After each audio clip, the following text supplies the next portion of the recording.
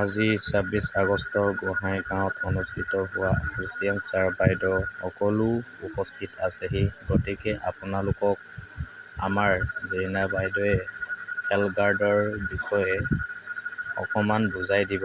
গতিকে অনুগ্ৰহ কৰি সকলোৱে মনোযোগেৰে শুনিব।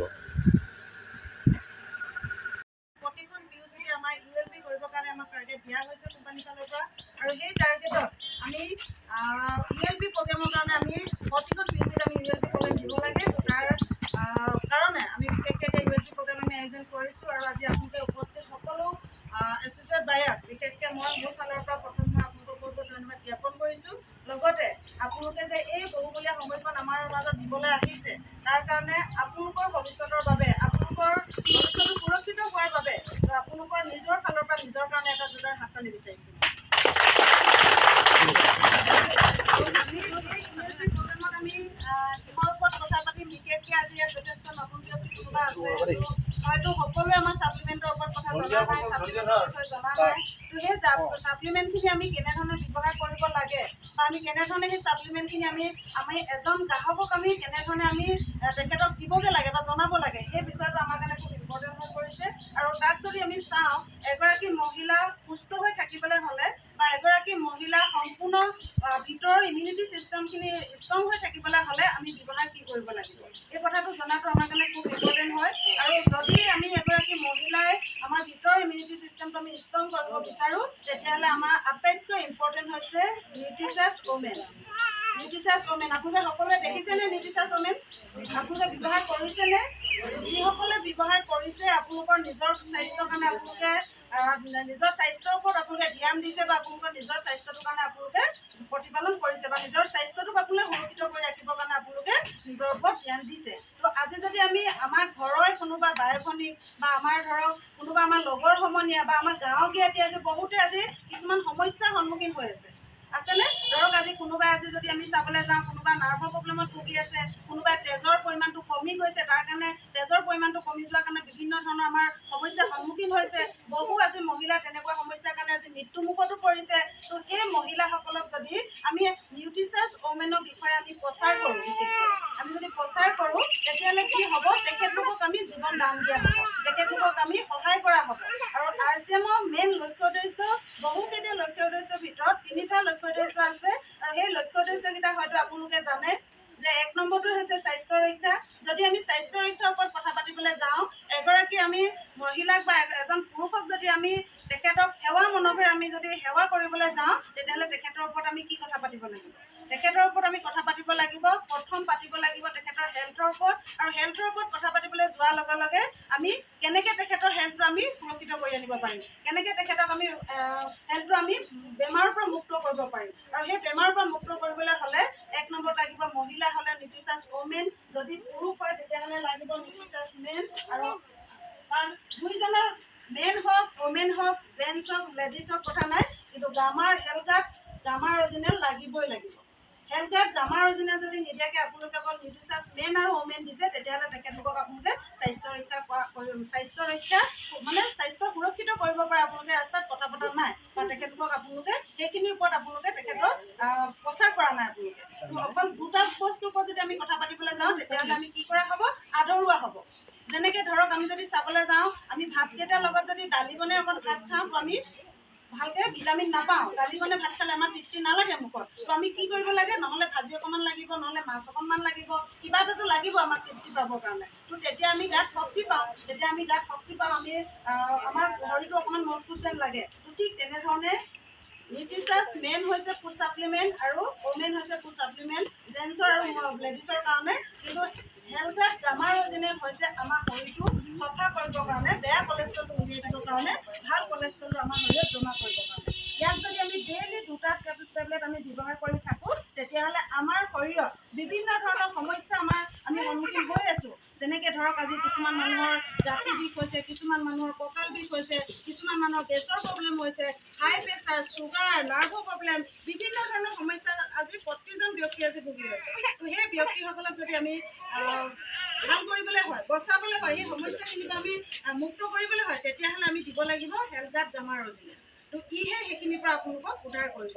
লগত যদি আমি নিউট্ৰিচাছ মেন বা ওমেন এটা দি দিওঁ তেতিয়াহ'লে আপোনাৰ কি হ'ব, নিউট্ৰিচাছ মেন ওমেনে আপোনাক কি কৰিব, আপোনাৰ লগত সহায় কৰিব। আপোনাক গামাৰটোৱে যদি কাম কৰোঁতে 2 দিন লাগে তেতিয়াহ'লে ওমেন লগত দিলে আপোনাৰ এদিনত আহি যাব। মই এটা এক্সাম্পল দিছোঁ, উদাহৰণ দিছোঁ। ধৰক গামাৰটো ব্যৱহাৰ কৰিছোঁ আমি 15 দিন, ওমেনটো আমি ব্যৱহাৰ কৰা নাই। যদি আমি তেনেধৰণে ওমেনটো ব্যৱহাৰ নকৰোঁ তেতিয়াহ'লে আমাৰ ৰিজাল্টটো আহোঁতে দেৰি লাগিব বা আমাৰ ভিতৰৰ ইমিউনিটি ছিষ্টেমটো ডেভেলপ নহ'ব, অকল আমাৰ শৰীৰটো চফা হ'ব। তো তেতিয়া আমি আমাৰ ৰিজাল্টটো পাম জানো?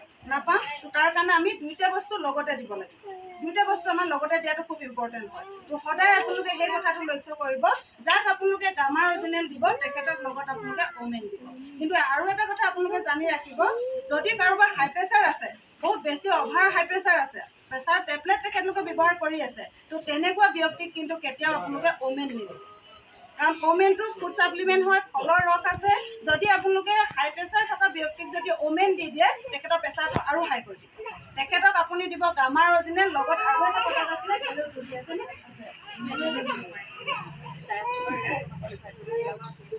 কেলৈ দিব পাৰে আপোনালোকে, আৰু দিব পাৰিব আপোনালোকে ওমেগা 3। এজন হাই প্ৰেছাৰ ব্যক্তিক দিবলৈ হ'লে আপোনালোকক লাগিব এই 3টা বস্তু। এই 3টা বস্তু আপোনালোকে কি কৰিব লাগিব, তেখেতলোকক আপোনালোকে যেতিয়া দিব আৰু তেখেতলোকে যেতিয়া ধুনীয়াকৈ তেখেতলোকে নিয়ম নীতি মানি তেখেতলোকে তেতিয়া ব্যৱহাৰ কৰিব, এমাহৰ ভিতৰত কিন্তু তেখেতলোকৰ ৰিজাল্ট আহি যাব। এমাহৰ ভিতৰত ৰিজাল্টটো আহি যাব। তো আজিৰ ডেটত আপোনালোকক আজিৰ ডেটত যদি আমি স্বাস্থ্য ৰক্ষাৰ কথা পাতিবলৈ যাওঁ তেতিয়াহ'লে আমি কি কৰিব লাগিব, আমি এইখিনি প্ৰডাক্টৰ ওপৰত পাতিব লাগিব। লগতে বিশেষকৈ আমাৰ মহিলাসকলৰ কাৰণে আৰু এটা খুব ইম্পৰ্টেণ্ট আমি হেৰি কৰিবলগীয়া হয়, কাৰণ মহিলাসকলে আজি বহু কথা নজনাৰ কাৰণে আমি আজি কিছুমান এনেকুৱা বেমাৰত ভুক্তভোগী হৈ আছোঁ, য'ত নেকি আমি কেতিয়াবা অপাৰেশ্যন কৰিবলগীয়া হৈছে, আমাৰ শৰীৰৰ অংগ এটা আমি উলিয়াই দিবলগীয়া হৈছে। তেনেকুৱাতো আমি আমাৰ তেনেকুৱা পৰিস্থিতি আহিছে। বেলেগৰ কথা ক'বলৈ নাযাওঁ, মোৰ নিজৰ লগত এই পৰিস্থিতি আহিছে। তাৰ কাৰণে মহিলাসকলক সজাগ হ'বলৈ মই কৈছোঁ। তো যদি আমি আমাৰ গুপ্তাংগ, বিশেষকৈ আমাৰ ইণ্টিমেজ আমি যদি ব্যৱহাৰ, আমাৰ যিটো আমাৰ গুপ্তাংগ আমি যদি ইণ্টিমেজ ৱাছ ব্যৱহাৰ নকৰোঁ বা আমি ভালকৈ চফা নকৰোঁ তেতিয়াহ'লে আমি বহুত ডাঙৰ এটা সমস্যাত আমি সন্মুখীন হওঁ। তো আমাৰ সেই সমস্যাৰ সন্মুখীন মই হৈ গৈছোঁ অলৰেডি। আজি 6-7 মাহৰ আগত মই তেনেকুৱা এটা সমস্যাৰ সন্মুখীন হৈ মই অপাৰেশ্যন কৰিবলগীয়া হৈছে। তাৰ কাৰণে প্ৰতিগৰাকী মহিলাক মই এটা কথা কওঁ যে আমি ইণ্টিমেজ ৱাছ আমি ব্যৱহাৰ কৰিব লাগে। আমাৰ হাইজিনৰ কাৰণে আমি ইণ্টিমেজ ৱাছ ব্যৱহাৰ কৰিব লাগে। লগতে আপোনাৰ কছমেটিক, কিচুলৰ বস্তু, কিচুলৰ যিটো আমাৰ বেলেগ যদি আমি দোকানত চাওঁ যে আমি কি ব্যৱহাৰ কৰোঁ, যেতিয়া আমাৰ পিৰিয়ডছ হয় আমি কি ব্যৱহাৰ কৰোঁ, আমি ষ্টেফি, বিশেষকৈ বেলেগ বস্তু ব্যৱহাৰ নকৰাৰ কাৰণে মোৰ মুখত নাহিছে, ষ্টেফি ব্যৱহাৰ কৰোঁ। কিন্তু সেই ষ্টেফিটো যদি আমি চাওঁ, সেই ষ্টেফিটো আমি ভালকৈ আমি যদি খুলি মেলি চাওঁ সেইটো প্লাষ্টিকৰ হয়। আৰু এবাৰ আপোনালোকে ভাবকচোন, প্লাষ্টিকৰ ষ্টেফি, প্লাষ্টিকৰ যদি বস্তুত আমি আঙুলিটো বান্ধি ৰাখোঁ তেতিয়াহ'লে আমাৰ আঙুলিটো অকণমান বগা পৰি যায়, তেজটো নাইকিয়া হৈ যোৱা নিচিনা হয়। তো তেনেকুৱা এটা প্লাষ্টিক আমি আমাৰ গুপ্তাংগত আমি দিনৰ দিনটো আমি ব্যৱহাৰ কৰি আছোঁ। তো আমাৰ শৰীৰটো কেনেকুৱা হ'ব তেতিয়াহ'লে, আমাৰ শৰীৰত কেনেকুৱা প্ৰভাৱ পৰিব বা আমাৰ কেনেকুৱা এটা আমি যন্ত্ৰণাত আমি ভুগিবলগীয়া হ'ব ভৱিষ্যতৰ কাৰণে। তো সেইটো আমি সজাগ হোৱাটো খুব আমাৰ কাৰণে ইম্পৰ্টেণ্ট হয়। তো আপুনি যদি বিচাৰে তাৰ পৰা বাচিবলৈ হ'লে, তো আপুনি যে ইয়াত আছে আৰু বিশেষকৈ কিচুলৰ চেনিটেৰী নেপকিন, যিটো প্ৰডাক্টে আপোনালোকক সম্পূৰ্ণ তাৰ পৰা সুৰক্ষিত কৰিব, সেই সমস্যাখিনিৰ পৰা আপোনালোকে সমাধান পাব।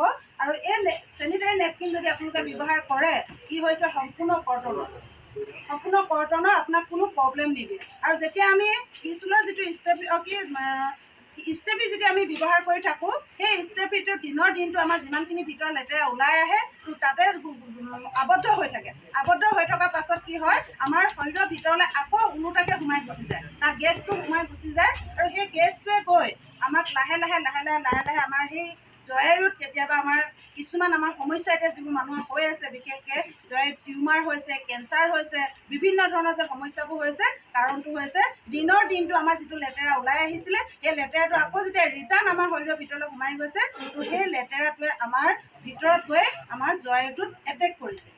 এটেক কৰিবলৈ যাওঁতে এতিয়া চাওক, যেতিয়া আমাৰ সেই পিৰিয়ডছটো আহে তেতিয়া আমাৰ কি হয়, আমাৰ ভিতৰৰ সেই ফুলপাহ ফুলি থাকে। আৰু সেই ফুলপাহ যেতিয়া ফুলি থাকে